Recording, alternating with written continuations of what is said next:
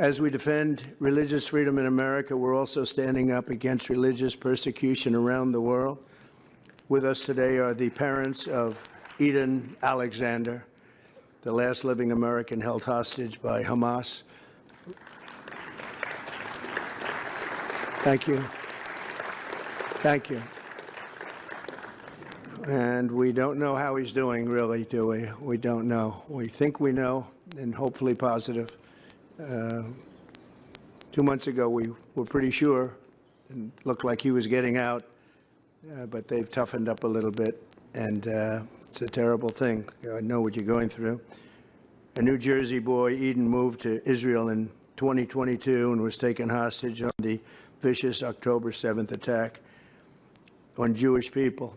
And now I will tell you that's an attack that would have never happened because the money was given by Iran to Hamas. Iran had no money when I was president. They were out of money. They were bust. They had no money. They weren't giving it to Hamas.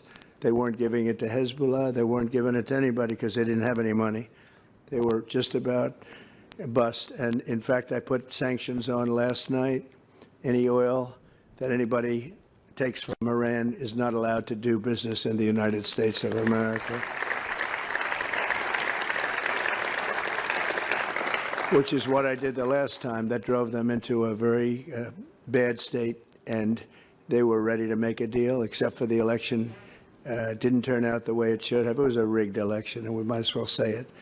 But it was totally rigged. It was disgraceful. I think it's going to go down as one of the biggest. We wouldn't have, think of it, your son would be home. You wouldn't have had October 7th. You wouldn't have had the Ukraine-Russian horror show that's going on that we're trying to stop, where 5,000 young Russians, mostly Russians, and Ukrainian soldiers are being killed every single week, 5,000 a week. So think of those parents, you know, they're from Russia, they're from Ukraine for the most part, and other people, but for the most part.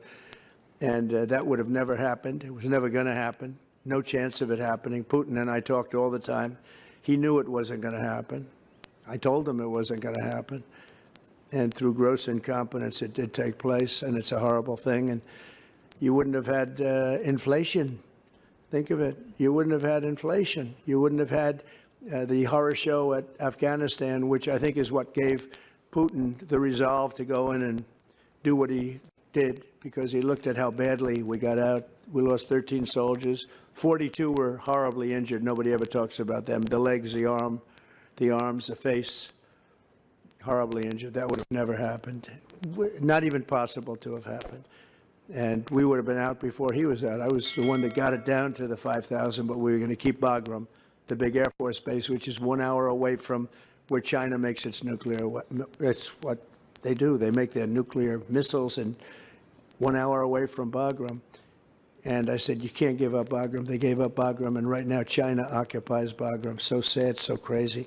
One of the biggest air bases in the world, among the strongest and longest runways anywhere in the world. 1 hour away from where China makes its nuclear missiles. It would have been great to have. Well, we were keeping it, but they ran out of there like nobody can believe. And I think Putin saw that, and he said, wow, this is a great time I can go get, because it was the apple of his eye. I could always see that. I talked to him for hours. It was the apple of his eye, but I said, Vladimir, don't even think about it. And he wouldn't have thought about it. But when he saw that, I think that's the reason, actually, he gained some additional courage, and he went in.